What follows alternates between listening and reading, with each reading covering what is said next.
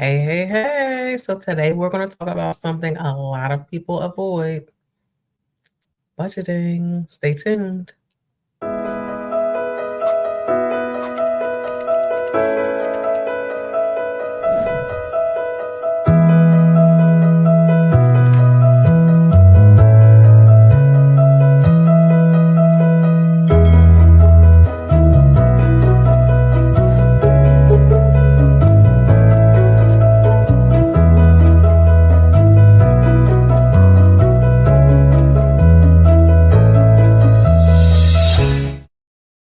Hey, welcome to Talk Tuesday. If you've been here before, welcome back. If it's your first time, Talk Tuesday is our weekly segment where we go over tips to help you enhance your finances. I'm Coach D, your financial coach, and I want to help you to reach and exceed your financial goals while still enjoying life in the process. Today, we're going to discuss why it is important to build a supportive budget for your lifestyle. Not only why, what you need to include, when you'll realize that it's something that you need. So we're going to just dig into that. So thank you for tuning in. And if you are just tuning in, I started off by just saying today we're going to talk about something that a lot of people avoid, budgeting. So let's talk about it. A lot of people don't like to budget because they feel like it is like a punishment. It's not a punishment. If it's done the right way, it's going to be more helpful than hurtful. It's not going to be hurtful if you do it the right way. So most times when we create a budget, we don't create it the correct way where it becomes, I would say, not hurtful in the sense that it's like, beating you up, but it's hurtful in the sense that you feel like you can't do anything. It's kind of like a punishment. I can't do this. I can't eat out. I can't go get drinks. I can't go on a trip. I can't, you feel like you can't do anything. I can't get that bag I want. I can't, whatever it might be. And that doesn't come from the budget. That comes from the way you created the budget. Hey. Thank you for tuning in. Thank you for joining.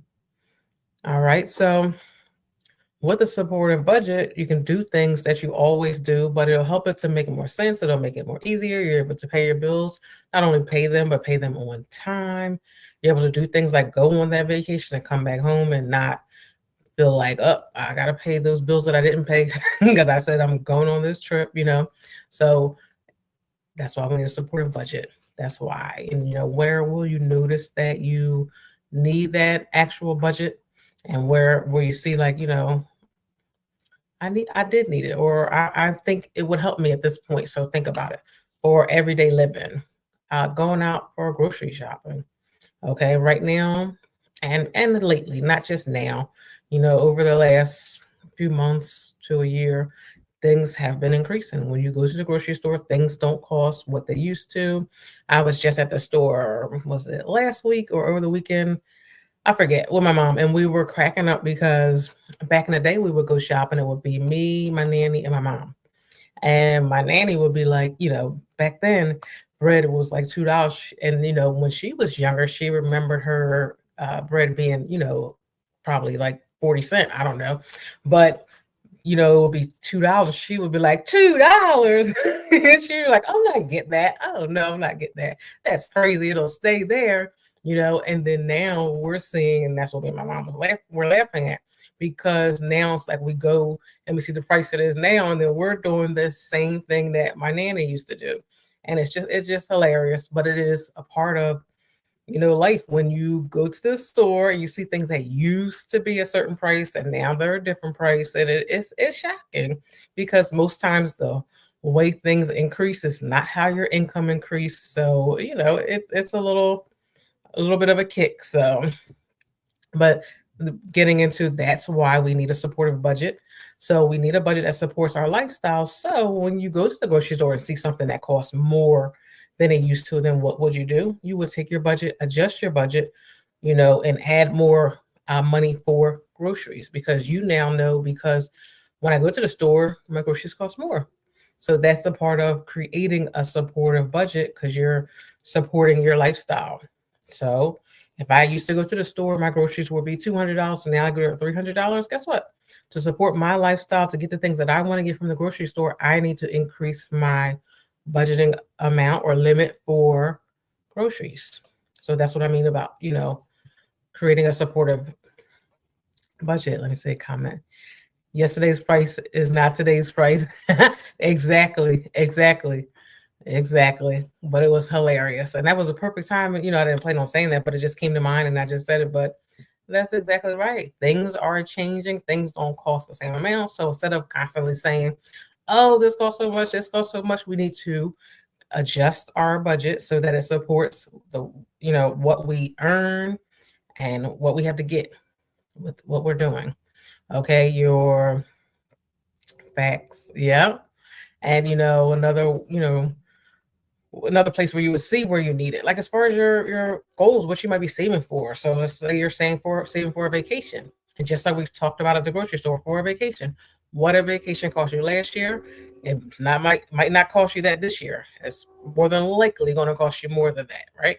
So you need to plan for that. So in your budget, if you were putting aside $100 to pay for this vacation, what now you need to adjust and do 125 or 150, depending on what your budget allows for you to put aside for that. So you could do maybe like say your budget doesn't allow you to go to 150 or 125, then guess what? Maybe you need to push your vacation out a month or two, however longer it takes for you to get there. Not just, oh, I'm going to throw it on my credit card and figure it out. No, just you're still going to get a wonderful vacation. Push it out to where your budget allows you to do that, for something else like maybe planning for retirement. That's why it's even more important to start planning now. Whenever you retire, you should be planning ahead for it because just like now, for the instance I just spoke about, what things cost now, they will not cost the same when you retire. So waiting until 5 minutes before retirement to plan for it and get ready and let me check my numbers. Well, at that point, you don't have time to build up a large amount of money unless, you hit the Powerball or something like that. But, it's important for you to create that supportive budget so that it allows you to, plan for that retirement, put money aside early so that you're now enjoying life now. You're going on your vacations, you're going getting what you want to do, getting what you want and doing what you want to do. But then you're also able to, when it is time to retire, you're able to retire. Me and my mom go to this one store all the time, and then when we come out, there's always an older man there who's checking our receipts. And it's just like, it's hurtful because it's like he's older. So it's like, is he there because he wants to be there? Or is he there because he has to be there? So when I see him, I'm just like, I'm usually kind to everyone, as long as everyone's kind to me. But I always speak to him. I'm always very nice to him, always very kind to him. And then I just think about it like, heck, I wonder if he's here because, he just needs something to do, he's bored, or is it because he didn't properly plan for his retirement? And he has to be there because he's literally there most of the times I go.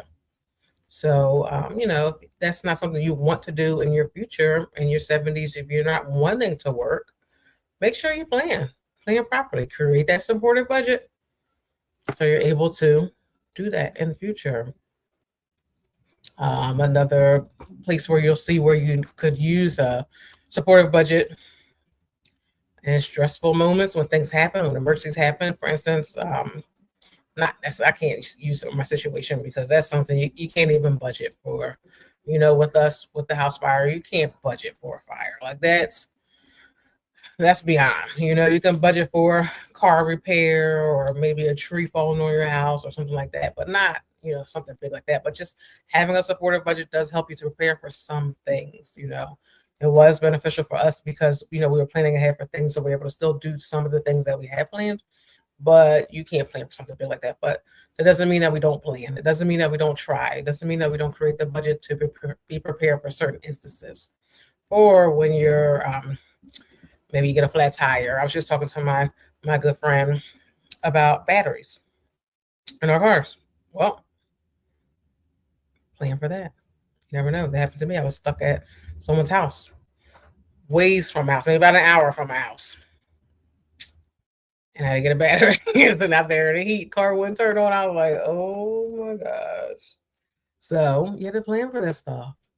Put that in your budget. What else did I have on here to discuss with you guys?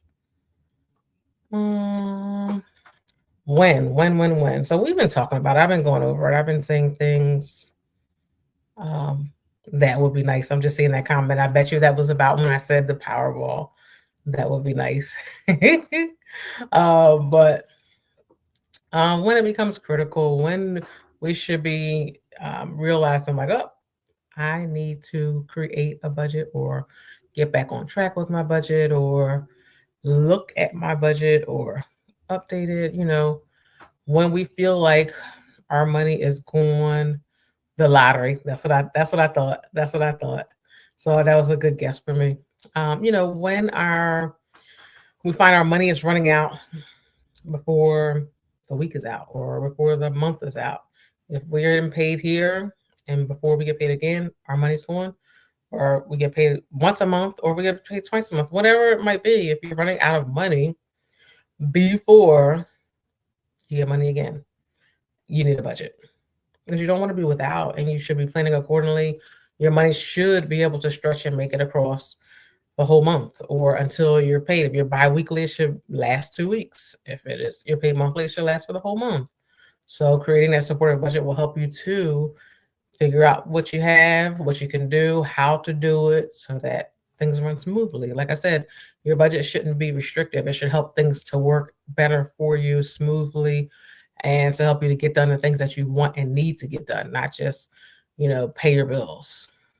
Um, if you are another place you might realize you might need a budget, a supportive budget would be debt.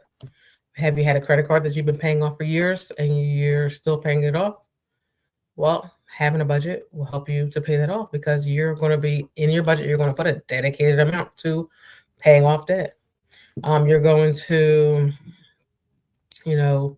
see how much your debt total is. Most people do not even look at the balance, or I'm just going to pay the minimum, or I'm not going to look at how much I'm paying, versus how much is coming off in interest, or how much is like the whole thing. Like you're just not when you have a budget, you're looking at things.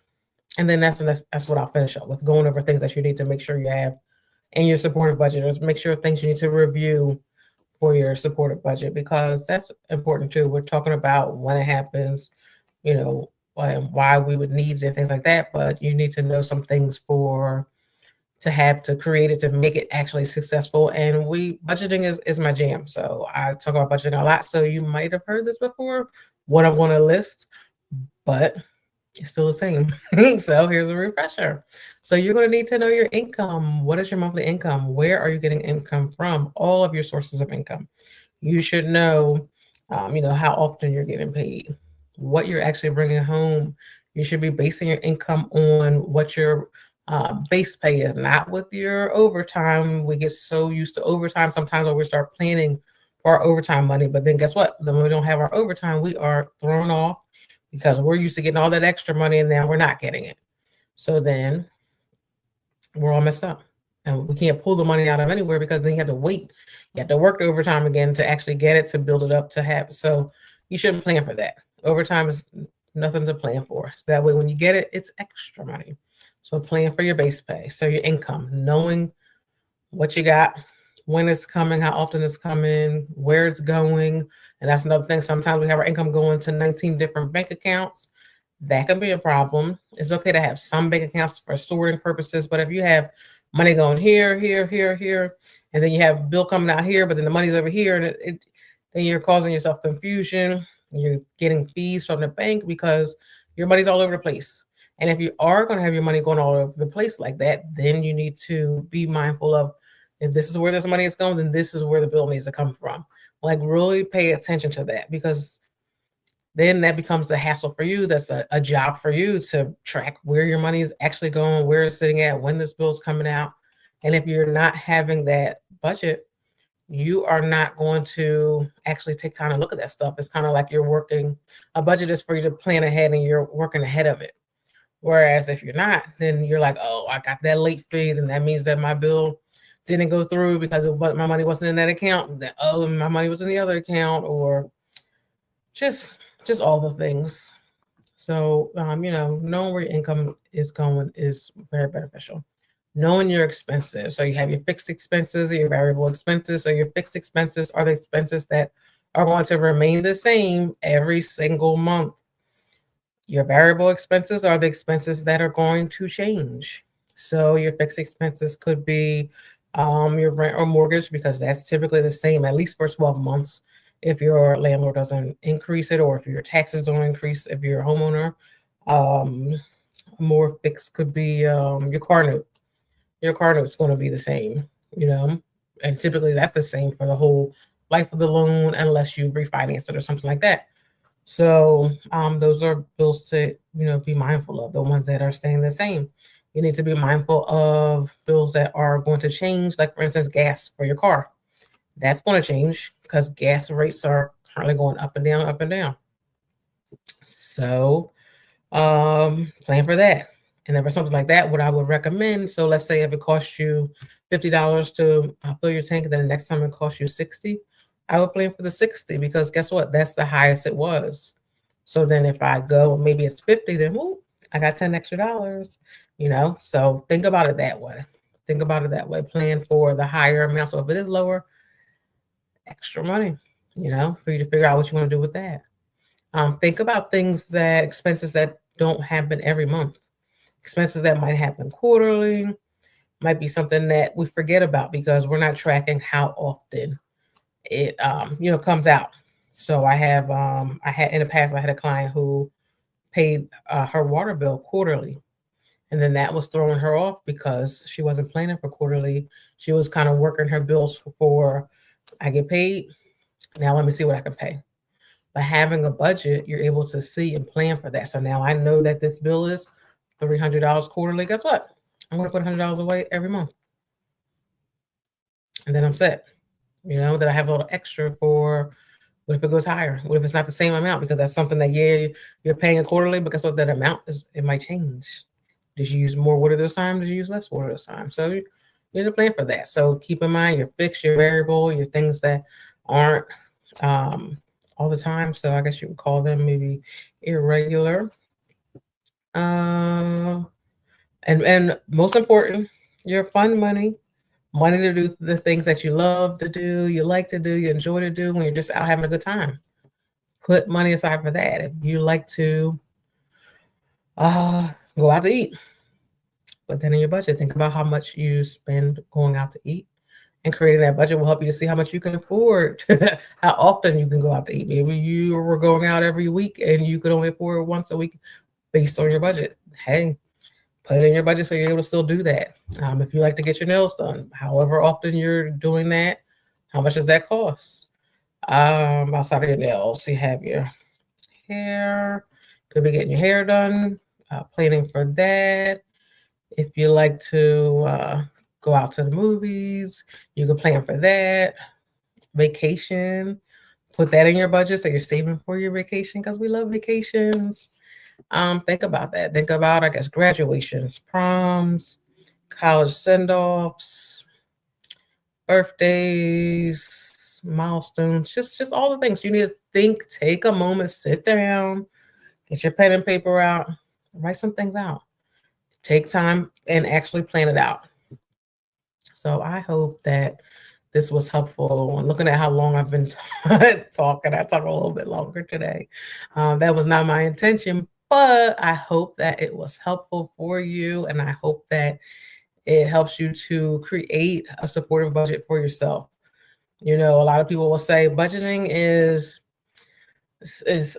bad. I don't recommend that, but then they'll tell you they recommend a financial plan. Well, guess what? A financial plan is a budget. A budget's definition is a financial plan. So some people will try to trick the words and move the words around to make something sound better than someone else, but budgeting is your financial plan. That is your roadmap, your path to your financial success. So be sure that you're having that. Today is September 2nd. So if you're on my email list, and you received an email yesterday. So yesterday I sent out an email, just let my email list know that this is like our lock-in. Right now we're locked in from yesterday, September 1st to December 31st on our goals. This is our chance to really be focused and pay attention and put the distractions aside and really focus on our goals. I talk about finances. That is my jam. I want us to focus on our finances, but there are other things in life we need to focus on. So use this time to really lock in, whether it might be to finally create that supportive budget, or finally pay off that credit card you've been paying off for a long time and it's the same amount. And you're in a cycle. You're comfortable with paying them every month, but you've been paying them for 10 years. Like, maybe let's lock in on that.